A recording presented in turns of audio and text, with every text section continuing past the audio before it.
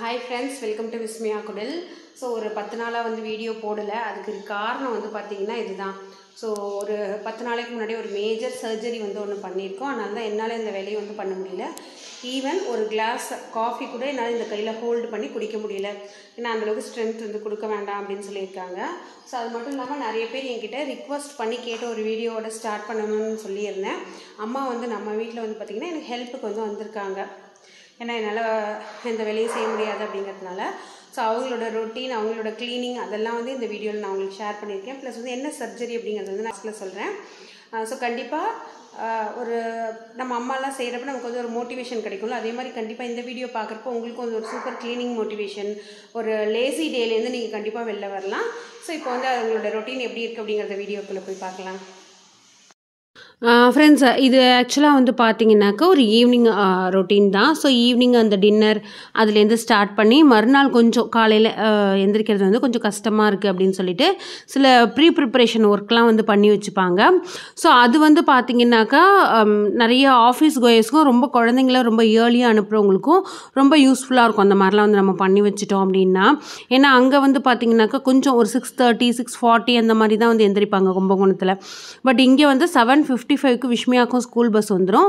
So Vishmiya husband 2 பேருக்குமே அந்த டயத்தில் வந்து லஞ்ச் பேக் பண்ணணும், ப்ளஸ் வந்து பிரேக்ஃபாஸ்ட்டும் செய்யணும். அப்படிங்கிறதுனால கொஞ்சம் ஏர்லியாக எந்திரிக்க வேண்டியதாக இருக்குது. ஸோ கிளைமேட் வேறு ரொம்ப சில்லுன்னு இருக்கிறதுனால ரொம்ப ஏர்லியாக எந்திரிச்சா செட் ஆக மாட்டேங்குது அப்படின்னு சொல்லிட்டு கொஞ்சம் ஒரு 1/2 hour டிலே பண்ணி எந்திரிச்சிக்கலாம் அப்படின்னு சொல்லி எல்லா ப்ரிப்ரேஷன் ஒர்க்கு ப்ளஸ் வந்து கிச்சன் க்ளீனிங் அதெல்லாம் வந்து பண்ணி வச்சிடுறாங்க.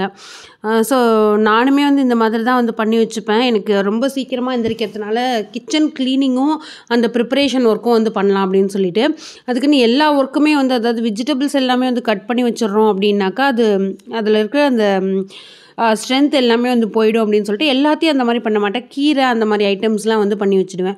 அதே மாதிரி இப்போ வெசல் வாஷிங்க்கு வந்து மட்டும் பார்த்திங்கனாக்கா நம்ம வெசல் வாஷிங்க்கும் வீடை வந்து 2 ஃப்ளோர் மட்டும் கூட்டி மாப் போடுறதுக்கு வந்து ஒரு அக்கா ஹெல்ப்புக்கு வந்து நான் கூப்பிட்ருக்கேன். அவங்க வந்து வெசல் வந்து வாஷ் பண்ணி வச்சுட்டு போயிடுவாங்க. அதெல்லாம் எடுத்து ஏன்னா தண்ணி வடிஞ்சதுக்கப்புறமா நம்ம நல்லா கம்ப்ளீட்டாக தண்ணி வந்து வடிஞ்சிடணும். ஒரு மணி நேரத்துலலாம் தண்ணி வந்து வடியாது. எப்படியும் ஒரு 3 hours மாதிரி இருந்தால் தான் அது கம்ப்ளீட்டாக அந்த ஏர்லேயே ட்ரை ஆகும். ட்ரை ஆனதுக்கப்புறமா எதெல்லாம் எங்கெல்லாம் ப்ளேஸ் பண்ணணுமோ அதெல்லாம் வந்து எடுத்து வச்சுட்டு அதுக்கப்புறமா கிச்சனை வந்து க்ளீன் பண்ணிவிட்டு டின்னர் வேலை ப்ளஸ் வந்து அந்த சில ப்ரிப்ரேஷன் ஒர்க்கை மட்டும் பிளான் பண்ணி வச்சுக்கிறாங்க. ஸோ ஃபஸ்ட்டு ஒரு 2 நாள் வந்து கொஞ்சம் அவங்களுக்கு கஷ்டமாக இருந்தது.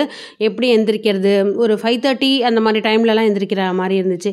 இப்போ வந்து ஒரு 6:10க்கு வந்து எந்திரிச்சாலே போதும். ஏன்னா எல்லா ஒர்க்கும் இப்போ பருப்பெல்லாம் ஊற போடணும் அப்படின்னாக்கா அதெல்லாம் வந்து குக்கரில் வந்து எடுத்து வச்சிடுறது. டிகாஷன் போடணும் அப்படின்னாக்கா காலையில் எப்போதுமே கொஞ்சம் யங்ஸ்டர்ஸ் அப்படிங்கிறப்ப ரொம்ப ஃபாஸ்ட்டாக இருக்கும். ஆனால் கொஞ்சம் வந்து எல்டர்ஸ் வந்து கொஞ்சம் ஸ்லோவாக பார்த்து பண்ணுவாங்க இல்லையா, அதனால் இந்த டிகாஷன் அதெல்லாம் வந்து கவுண்டர் டாப்லேயே எடுத்து வைக்கிறது அந்த மாதிரி எல்லா ஒர்க்குமே வந்து பண்ணி வச்சுட்டாங்கன்னா காலையில் வந்த உடனே டிகாஷன் போட்டுட்டு ப்ளஸ் வந்து 4 ஸ்டவ் இருக்கிறதுனால ஒரு ஸ்டவ்வில் வந்து ரைஸு, ஒரு ஸ்டவ்வில் வந்து அந்த பொரியல் ஐட்டம் ப்ளஸ் வந்து ஒரு ஸ்டவ்வில் வந்து குழம்பு, ஒரு ஸ்டவ்வில் பால் இப்படி வச்சுட்டு அவங்களுக்கு வேலை செய்கிறதுக்கு ரொம்ப ஈஸியாக இருக்கும். இதை க்ளீன் பண்ணதுக்கப்புறமா இதை எடுத்துகிட்டு போய் பால்கனியில் வந்து போட்டுடுறாங்க. எப்போதுமே எனக்குமே கவுண்டர் டாப்பில் வந்து நிறைய ஸ்டஃப் வச்சுருக்கிறது வந்து பிடிக்காது. நிறைய ஆர்கனைசர் அப்படி இப்படின்னு ஃபுல்லுமே கவர் பண்ணி வச்சுருக்கிறது வந்து நானுமே இப்போ நமக்கு பார்த்திங்கன்னா பெரிய கவுண்டர் டாப்பு பட் அந்தளவுக்கு எல்லாத்தையுமே டம்ப் பண்ணி வச்சுக்க மாட்டேன். இதுவே வந்து பார்த்திங்கன்னா கொஞ்சம் அந்த ட்ரேலாம் இருக்குல்ல அதெல்லாம் நான் வந்து எடுத்துருவேன். ஸோ அதே மாதிரி அம்மாவுமே வந்து எல்லாத்தையுமே ரொம்ப கவுண்டர் டாப்பில் நிறைய திங்ஸை வந்து வச்சுக்காமல் இந்த மாதிரி எல்லாத்தையும் எடுத்து வச்சுட்டு அது வந்து க்ளீன் பண்ணிடுறாங்க. பட் நமக்கு வந்து அப்பர் ஹெட் கேபினெட் கொஞ்சம் ஹைட்டாக இருக்கிறதுனால அவங்களுக்கு வந்து எட்டலை. அதனால் அந்த ஸ்பைஸ் பாக்ஸு, காஃபி பவுடர் இதெல்லாம் மட்டும் கீழே வந்து எடுத்து வச்சுக்கிறாங்க. ஏன்னா எனக்கு வந்து ஹைட் எட்டலை அப்படிங்கிற மாதிரி. ஸோ கேஸ் ஸ்டவ்வையுமே வந்து க்ளீன் பண்ணிடுறாங்க. அடுத்து வந்து சட்னி தாளிக்கிற வேலையும் இட்லி ஊற்றுற வேலையும் தான் இருந்தது. அதனால் கேஸ் ஸ்டவ் வந்து க்ளீன் பண்ணணும், ரொம்ப டீப் க்ளீன் பண்ணணுங்கிற மாதிரி இல்லை. அதனால் அதெல்லாம் வந்து எடுத்து வச்சிடுறாங்க.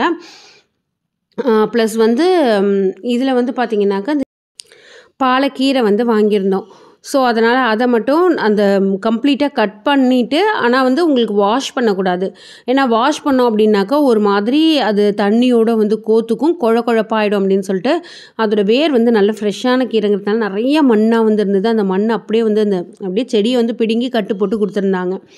ஸோ அதை வந்து கட் பண்ணிவிட்டு அந்த வேரை வந்து செப்பரேட் பண்ணிவிட்டு கீரையை மட்டும் குட்டி குட்டியாக கட் பண்ணி நம்ம வந்து எதில் வந்து அந்த அலசுவோம் இல்லையா, கீரைலாம் அலசுறதுக்கு பேஸ்கெட்லாம் வந்து வச்சுருப்போம், ஆர்கனைசர்ஸ்லாம் வச்சுருப்போம்ல, அதில் வந்து கட் பண்ணி அப்படியே வச்சு லைட்டாக ஒரு துணியை போட்டு மூடி ஃப்ரிட்ஜுக்குள்ளே வந்து வச்சுட்டாங்க. அதே மாதிரி காராக்கரணை என்ன பண்ணாங்கன்னாக்கா, அதோட நான் அந்த கிளிப்பு வந்து எடுக்கலை, ஸ்கின்னை வந்து பீல் பண்ணிவிட்டு கொஞ்சோண்டு உப்பு நல்லா கழுவிட்டு கொஞ்சோண்டு உப்பு மஞ்சத்தூள் போட்டு அப்படியே பெசரி மாதிரி ஃப்ரிட்ஜில் வந்து வச்சுட்டாங்க.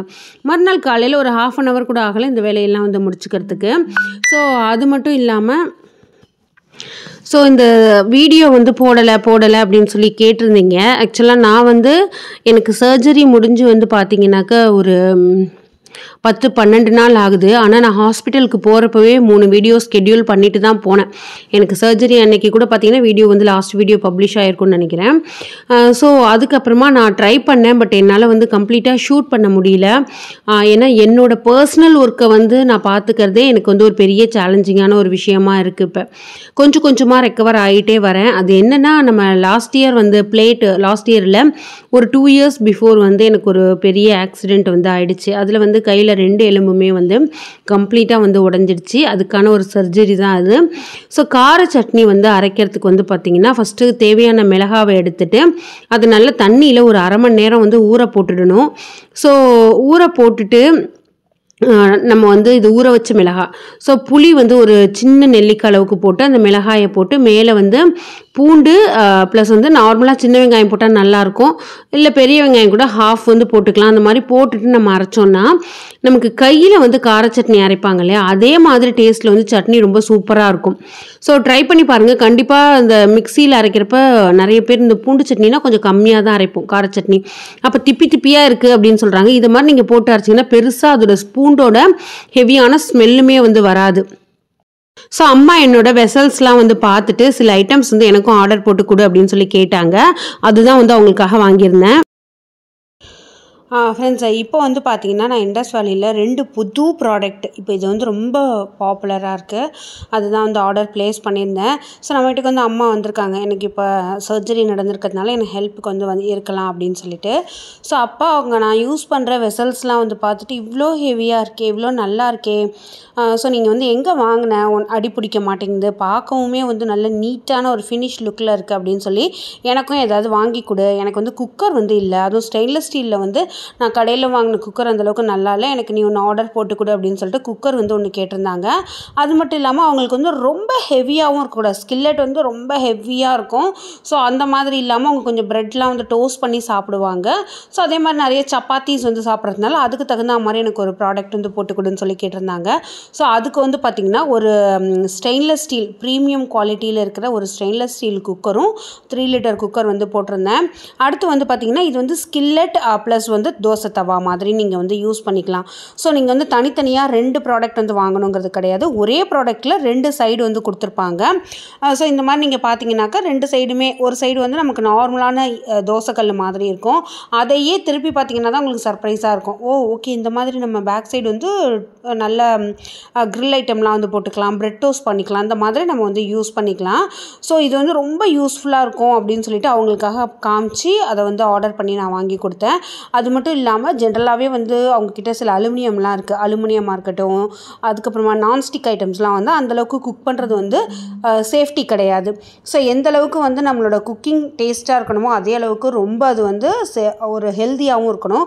ஸோ அந்த மாதிரி ஹெல்த்தியான வெசல்ஸ் வேணும் அப்படின்னாக்கா அது வந்து உங்களுக்கு இண்டஸ் வேலியில் கிடைக்கும். இந்த மாதிரி ஸ்டெயின்லெஸ் ஸ்டீல், கேஸ்ட் அயன் மட்டும் இல்லாமல் நார்மல் ஷீட் அயன், காப்பர், உட் ஐட்டம்ஸ், இந்த மாதிரி நிறைய உட்டன் சாப்பிங் போர்ட்ஸ் அப்படின்னு சொல்லிட்டு நிறைய 100% ஹெல்த்துக்கு எந்த ஒரு பிரச்சனையும் இல்லாத எந்த ஒரு குக்வேர் கலெக்ஷன்ஸ் நீங்கள் வாங்கணும் அப்படின்னாலுமே அது வந்து உங்களுக்கு இண்டஸ் வேலியில் சூப்பராக கிடைக்கும்.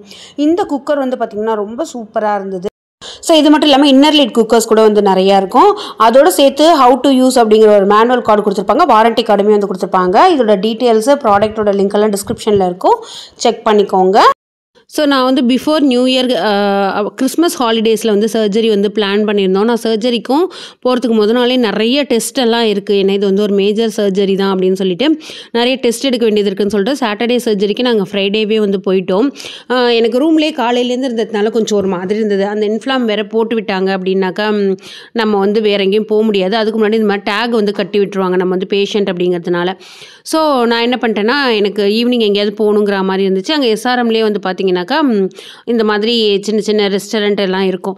ஸோ அங்கே போய் ஒரு ப்ரௌனி கப் கேக் மாதிரி வந்து சாப்பிட்டுட்டு, ஏன்னா அதுக்கப்புறமா நம்ம எதுவும் சாப்பிட முடியாது, கஞ்சி அந்த மாதிரி தான் வந்து டயட் ஃபுட்டு தான் கொடுப்பாங்க.